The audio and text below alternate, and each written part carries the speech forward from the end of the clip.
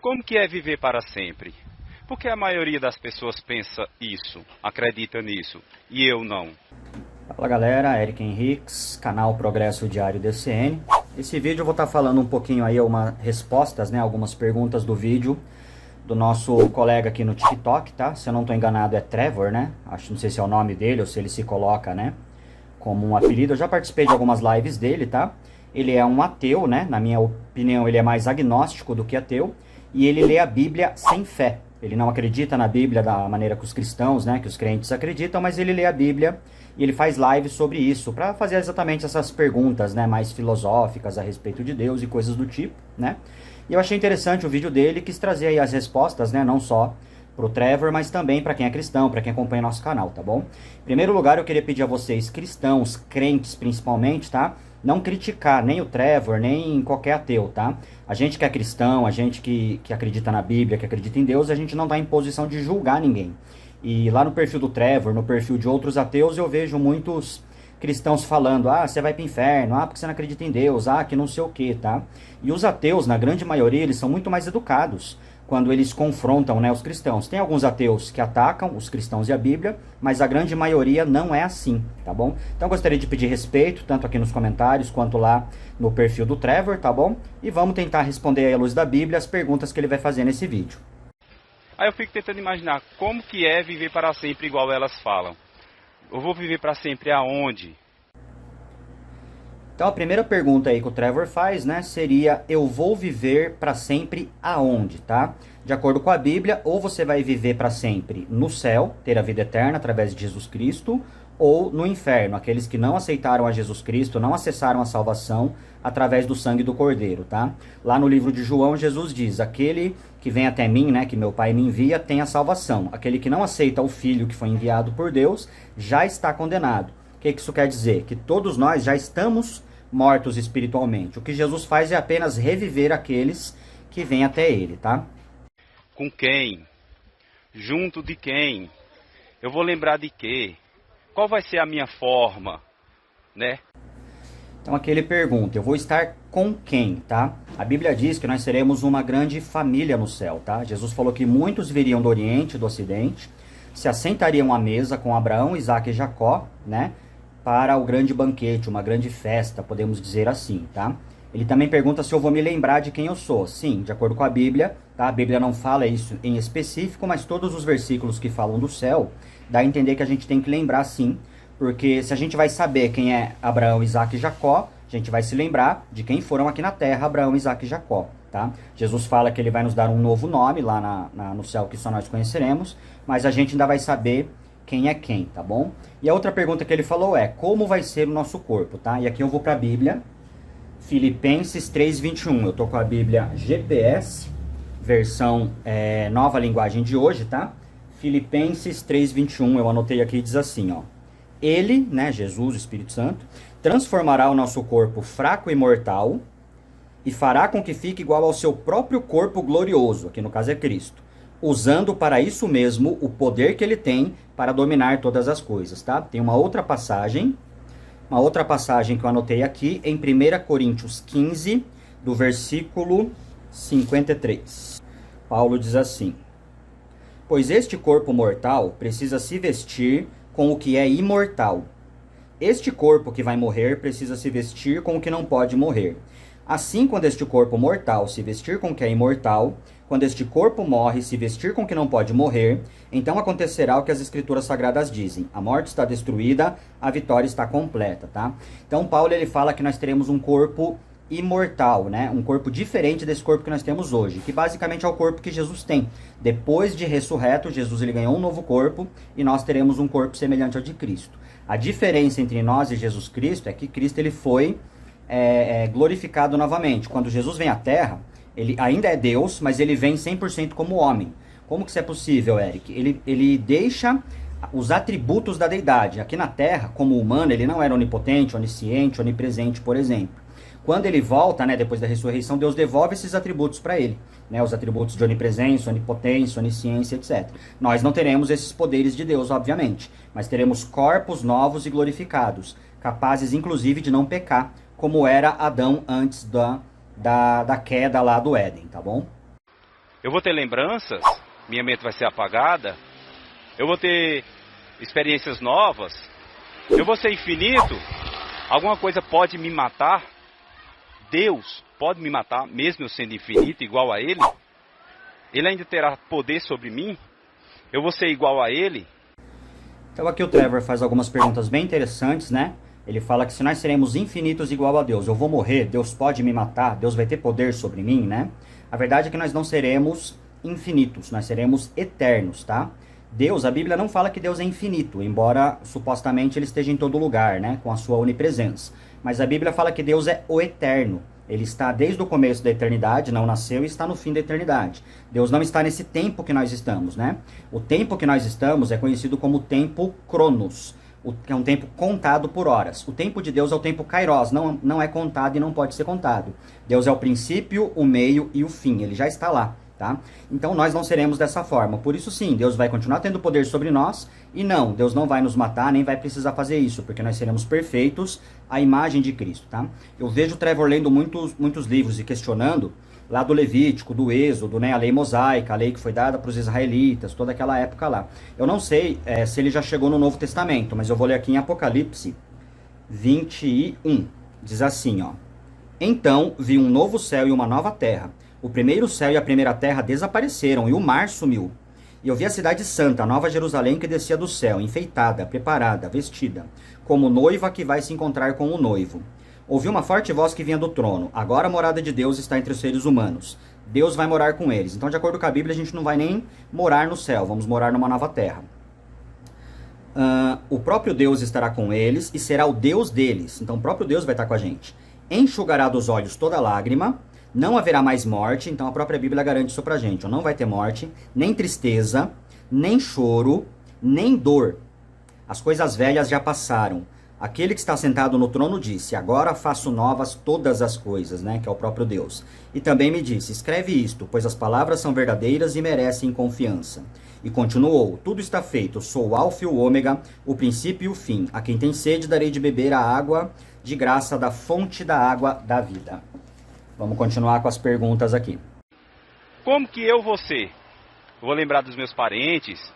Será que eu vou estar lá no céu e vou lembrar que tem um parente meu, um filho meu, um familiar meu no inferno? Será que eu vou lembrar disso? Aqui o Trevor fez uma pergunta teológica muito bacana. Como é que a gente vai lembrar de tudo? De repente você tem um amigo, um parente muito querido que não foi para o céu, foi para o inferno. Como é que a gente vai viver em paz com isso, tá? A teologia, eu não sei se ela já tem uma resposta específica para isso, mas o que nós sabemos é que Deus, ele vai...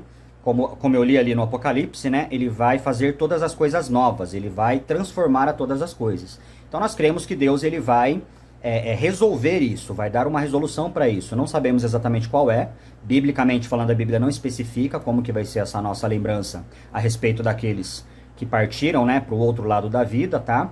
Lembrando que não existe purgatório, tá? É céu ou inferno, de acordo com o que ele está perguntando aqui, para onde a gente vai não tem purgatório. Purgatório é uma crença católica, podemos dizer assim, não está na Bíblia, tá? Então, assim, nós não sabemos. O que nós sabemos é, Deus ele vai consertar todas as coisas, nós seremos glorificados, nós seremos perfeitos, seremos capazes de não pecar, não haverá tristeza, choro, dor, então provavelmente também não haverá remorso, saudade por essas pessoas que partiram. Como Deus vai fazer isso, sendo que essas pessoas partiram? Aí eu já não sei, tá? Algumas pessoas acreditam no inferno eterno, o inferno que vai queimar fogo a vida inteira, vão ficar lá sofrendo a vida inteira, e alguns acreditam no inferno que queimou, acabou, consumiu, tá? Uma outra possibilidade também, né, dessa questão do inferno é que não seria um inferno de fogo, mas seria um sofrimento, uma espécie de sofrimento, pelo fato das pessoas estarem afastadas de Deus, que pra gente é traduzida como se fosse o sofrimento similar a queimar eternamente, mas não necessariamente seja, tá? São algumas possibilidades do inferno que a teologia traz pra gente, tá? De acordo com o que a Bíblia fala. Porém, a Bíblia não fala como que vai ser esse trato, tá? Uma pergunta bem bacana. Eu, particularmente, não sei a resposta, né? Já não estudo teologia faz um tempo, não sei se a teologia já achou uma resposta mais coerente para essa pergunta do Trevor. Como que é o piso lá? Eu piso em quê? Nas nuvens? Eu vou estar junto de todo mundo fazendo a mesma coisa? como que é o piso lá, né? Eu vou pisar em nuvem? Não, a Bíblia fala que serão ruas de ouro, tá? Embora fala mais a respeito da Nova Jerusalém, onde o rei, né, vai estar assentado no trono, nosso Senhor Jesus Cristo, e os reis da nossa terra levarão presentes a ele, tá? O que nós entendemos do novo céu e da nova terra é que essa vida que nós temos aqui vai continuar lá. Então nós vamos ter uma vida contínua, uma vida de evolução, uma vida de aprendizado, uma vida de trabalho, só que o trabalho vai ser algo mais prazeroso, como era no Éden para Adão. O plano de Deus para o ser humano sempre foi que o ser humano vivesse, né, povoasse a terra e tivesse comunhão com o Criador. E isso vai ser perfeito no Apocalipse. Então nós vamos estar com mais gente, vamos viver em sociedade, em comunidade, vamos estar sempre presentes com o nosso Deus. Jesus vai andar no nosso meio, Deus vai andar no nosso meio, né? Esse livro, os versículos ali que eu li de Apocalipse falam que não vai ter nem sol nem lua, porque o próprio Cristo vai iluminar o novo céu e a nova terra. Todos nós vamos estar no mesmo lugar, adorando a Deus? Como que vai ser? Às vezes eu tento imaginar, será que vai estar todo mundo de joelho aqui olhando para Deus, ele lá na frente assim, e todo mundo adorando ele, cantando, gritando, aquele barulho infinito, tipo para sempre? Como que é? Para aqueles que não gostam do culto aqui na terra, né? Provavelmente vai ter culto todos os dias no céu, tá? E o culto não vai ser uma barulheira, uma gritaria, uma coisa desordeira, muito pelo contrário. Apocalipse fala sobre cânticos, fala sobre pessoas sim se ajoelhando, adorando a Deus, né? Mas não é adorando porque Deus precisa ser adorado, porque Deus quer ser adorado, porque Deus é carente, né? Deus é adorado porque Ele é santo, Ele é poderoso, Ele é o único digno de glória, Ele é o único digno de adoração. Ele é o único, né, que resplandece glória. Então, automaticamente, né, a gente o adora, por assim dizer. E a comunhão que nós teremos com esse Deus vai nos levar a adorá-lo, a reconhecer essa grandeza, essa glória, né? Se hoje nós já reconhecemos de uma maneira imperfeita, lá no céu nós vamos reconhecer a Deus de uma maneira perfeita. Mas a gente não vai ficar 24 horas adorando, tocando harpa e cantando, pelo menos é o que a Bíblia diz. Nós vamos ter uma vida, como eu falei, vamos desfrutar da vida, vamos trabalhar, vamos ter comunhão com os irmãos, vamos sentar à mesa para comer uns com os outros, né? Gente de todo povo, língua, raça, nação, né? Então vai ter uma comunhão, vai ter uma vida, vai ter um convívio ali. Entendeu? Às vezes eu penso essas coisas, eu digo, se passa tudo isso na cabeça dessas pessoas e elas não se perguntam como que é, elas têm tanta certeza de como já é e não conseguem fazer esse tipo de questionamento que eu estou fazendo. Aqui o Trevor traz um ponto importante. As pessoas não fazem esse questionamento que eu estou fazendo, tá? É muito importante sim você questionar, você perguntar, você até duvidar. Deus não vai ficar bravo se você duvidar de algumas coisas que estão escritas na Bíblia. Desde que você procure estudar, aprender e entender à luz da palavra de Deus. Toda a Bíblia ela é cristocêntrica. Jesus Cristo é o Salvador, Ele é o pão da vida, Ele é a água da vida. Ele é o Salvador, né? A Bíblia diz que porque Deus amou o mundo de tal maneira que deu seu único filho unigênito, gerado, para que todo aquele que nele crê não morra, não permaneça na morte, mas receba a vida eterna. Então toda a Bíblia fala de Cristo, de Gênesis a Apocalipse. A Bíblia é cristocêntrica, tá? Então questione, saiba responder essas perguntas, saiba pensar nessas coisas, porque os ateus, eles fazem essas perguntas, eles estudam de forma racional, eles pesquisam vários livros, não só a Bíblia, eles pesquisam livros apócrifos, livros de outras culturas, de Maitreya, de Krishna, de Horus, de o que quer que seja. Então nós cristãos também temos que saber isso para poder defender a nossa fé. Não que Deus precise de defesa, mas você precisa saber e ter certeza daquilo que você acredita, daquilo que você crê, de quem você crê. E para isso também você tem que ter comunhão com Deus, oração, leitura bíblica, saber quem Deus é para você, na sua vida, no dia a dia, você orando, você lendo a Bíblia, você se fazendo essas perguntas e aprendendo a responder. Eu faço que nem os ateus fazem, eu leio a Bíblia todos os dias, já li a Bíblia algumas vezes, leio a Bíblia todo ano, estou lendo com meu filho, e eu estudo outros livros para aprender o que esses livros pensam a respeito do nosso Deus. Mas tudo é pautado na Bíblia, tudo é pautado em Cristo. Eu uso Cristo como a chave hermenêutica para interpretar todas as coisas que eu aprendo. Já os ateus não, como eles acreditam que Deus não existe, né? Eles usam essa inexistência para pautar uma chave hermenêutica de mitologia. Eles acreditam que nosso Deus é uma mitologia, como Zeus, Maitreya, Mitra, né? Eles não entendem porque nós cremos que o nosso Deus é o certo e milhões de outros deuses estão todos errados. É assim? Tipo, elas já são convictas naquilo, elas já têm a certeza absoluta de como que vai ser lá. E por que quando eu peço uma explicação, sempre as explicações são tipo um malabarismo ali, Uma coisa que eu escuto muito, tanto de cristãos, né? Porque dentre os cristãos existem doutrinas que divergem. e quanto dos ateus, eles falam isso. Ah, vocês fazem um malabarismo para explicar, tá? Eu acredito que eu fui o mais direto possível. Direto na Bíblia, respondi diretamente. Eu não faço malabarismo. Se a pessoa me pergunta X, eu respondo Y, tá? Eu não tenho problema nenhum em responder perguntas, tá? Inclusive tem um vídeo aqui no canal onde eu respondo acho que 20 ou 30 perguntas que os ateus costumam me fazer. E eu vou direto ao ponto. Por que Deus faz isso? Por causa disso. Por que Deus faz aquilo? Por causa daquilo. Eu não fico fazendo malabarismo. É claro que existem explicações que não estão explícitas na Bíblia. E aí é necessário você pegar textos, né? Não é texto fora de contexto, mas exatamente textos dentro do contexto, com estudos hermenêuticos, para você explicar uma determinada doutrina. Por exemplo, a Trindade. A Bíblia não fala sobre Trindade, sobre Deus ser um só em três formas, mas o conceito está em toda a Bíblia, desde Gênesis até Apocalipse. Você vai ver os atributos de Deus no Pai, os atributos de Deus em Cristo Filho e os atributos de Deus no Espírito Santo. Onipotente, onipresente, onisciente, criador, justo, santo, ira, adoração. Jesus aceitava adoração, né? Tem igrejas que falam que Jesus é um anjo. Um anjo não aceita adoração. Você vai ver lá em Apocalipse. João se ajoelha para adorar o anjo que traz a revelação para ele. O anjo fala, não, eu sou servo como você. Já Jesus não. Quando as pessoas adoravam Jesus, Jesus aceitava adoração. Então somente Deus aceita adoração, né? Então são atributos que vão revelando a graça. Isso não é malabarismo, isso é argumento. Mas é importante a gente saber, aprender para poder responder e falar, tá? Sem malabarismos, porque realmente tem muitos pastores, muitas igrejas que fazem malabarismos com a palavra, até para tirar dinheiro dos fiéis mais desprevenidos aí do conhecimento da palavra. Se você não conhece a Bíblia, qualquer igreja vai te enganar, né? Especialmente a grande maioria para pegar dinheiro, tá? Mas até mesmo heresias doutrinárias como essa que eu falei, de Jesus não ser Deus, ser um anjo, o Espírito Santo ser forçativa de Jeová e não ser Deus, e por aí vai, tá? Então fica atento aí, crente. Leia a tua Bíblia. Uma mistura de palavras que acaba não deixando a pessoa entender ou deixa lacunas. Por quê? Essas pessoas têm tanta certeza porque elas não conseguem me explicarem. Como que vai ser essa vida eterna? Eu vou precisar comer? Aí começa os porquês de novo. Eu vou precisar comer? Eu vou precisar me alimentar? Como vai ser minha mente? Eu vou ter pensamentos novos, de ideias novas. Ah, eu quero construir aquilo, quero passear, quero fazer isso, aquilo, outro. Como que vai ser minha mente? Agora você nem lembra a primeira coisa que eu perguntei, né? Pois é, porque é tantas perguntas, mais tantas perguntas.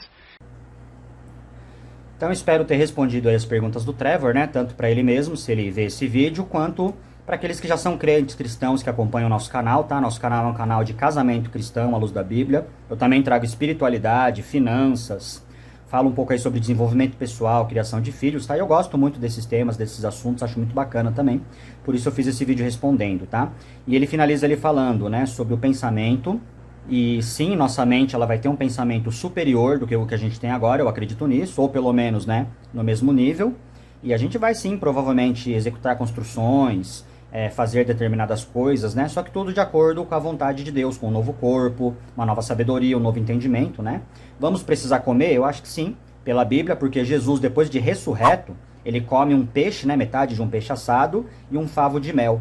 Então, e também ele fala que nós vamos comer a grande mesa com Abraão, Isaac e Jacó, né? Haverá um banquete, uma festa de casamento entre Cristo e a noiva, que é a igreja. Então vai ter comida, tá? Para onde essa comida vai, eu não sei, porque nós vamos ter corpos perfeitos, tá? Então acredito que a gente vai ter um novo sistema digestivo, alguma coisa do tipo, mas eu entendo que comida a gente vai comer de novo sim, tá bom? Espero ter respondido as perguntas do Trevor, vocês podem deixar aí nos comentários, tá bom? E eu agradeço aí quem viu esse vídeo até o final.